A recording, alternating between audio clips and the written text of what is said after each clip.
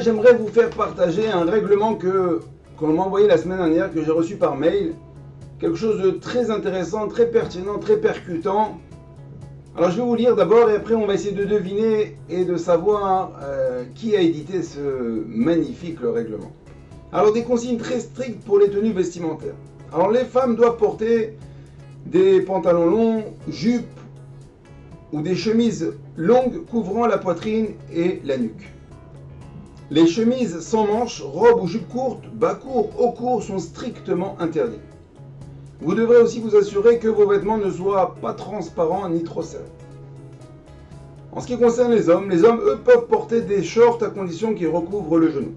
Mais il est demandé d'éviter de porter des chemises sans manches ou des shorts de sport un petit peu trop courts en public. Les marcelles ou t-shirts sans manches ou col V très bas ne sont pas autorisés. Et en aucun cas, vous devez être torse nu. Enfin, ne pas porter de vêtements avec des slogans ou des symboles offensants. Ça, c'est ce qui concerne la tenue vestimentaire. Alors écoutez, en ce qui concerne maintenant les rapports hommes-femmes. Alors concernant l'approche vers les femmes, c'est très clair. Ne vous approchez pas des hôtes féminins avec vos mains et évitez les étreintes. Vous pouvez saluer les femmes, mais verbalement en gardant une certaine distance. Le fait de se serrer la main, surtout avec une personne de sexe opposé, n'est pas bien vu. Enfin, il faut respecter les files spécifiques pour les femmes et d'autres pour les hommes dans les différents lieux publics. Donc aucun contact entre hommes-femmes. Alors Rabotaï, petite question, qui a édité ce règlement? Est-ce un parti politique orthodoxe extrémiste israélien? Ou bien peut-être le gouvernement israélien qui a décidé de faire teshuva et de dire bon, on va enfin prendre des bonnes résolutions pour tous les visiteurs du Kotel et des autres lieux saints, Kever Rachel, Hebron et toutes les bêtes à Knesset, ou bien peut-être le consistoire de Paris qui a aussi décidé de faire un nouveau règlement pour les bêtes à Knesset lors des festivités, des mariages qui se déroulent là-bas. Alors je vous laisse deviner. Eh bien c'est ni ça ni ça, c'est tout simplement le Qatar. En effet, dans quelques semaines va se dérouler au Qatar la Coupe du Monde de football. Et comme vous connaissez, le Qatar est un pays pieux et a donc des règles. La fin ne justifie pas les moyens. Les gens vont venir chez eux, et ben, comme c'est chez eux, et ben, on doit respecter les us et coutumes. Et donc ils ont édité un petit...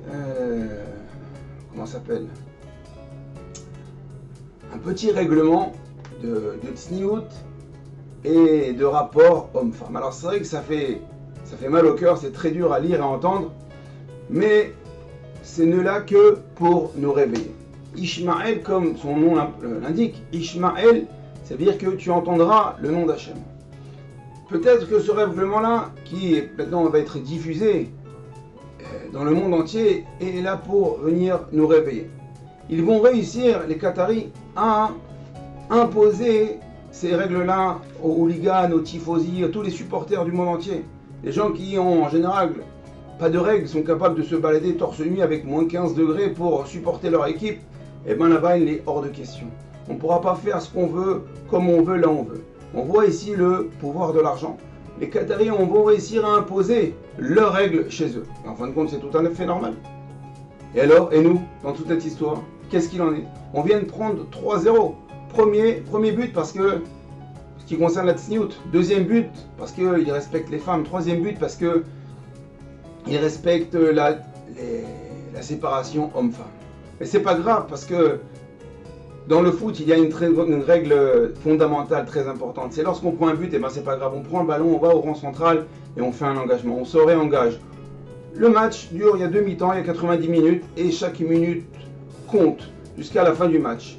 Alors, il est temps, nous, de se relever et de se réengager dans les halachot, dans les lois de la tsniout, de la pudeur et des séparations hommes-femmes, dans nos mariages, dans tous nos événements, dans le fait d'aller à la bête à Knesset. Pourquoi se rendre à la bête à Knesset en short ou bien dans une tenue qui n'est pas conseillée, autorisée par la halacha? Si déjà on est capable de imposer une règle pour entrer dans un stade, alors on doit aussi se l'imposer pour nous-mêmes lorsqu'on va rentrer dans la maison d'Akadosh Baruch Hu. Comme a dit David Ameller, Tov li Torah Piram al-Feza Bakesef. Je préfère tes enseignements, Akadosh Baruch Hu, les enseignements de la Torah, plus que l'argent et l'or. Donc c'est pas l'argent des Qataris qui va nous faire peur. Nous, Baruch Hashem, nous avons la Torah d'Hachem. La Torah, celle qui va nous faire vibrer, celle qui nous fait vivre.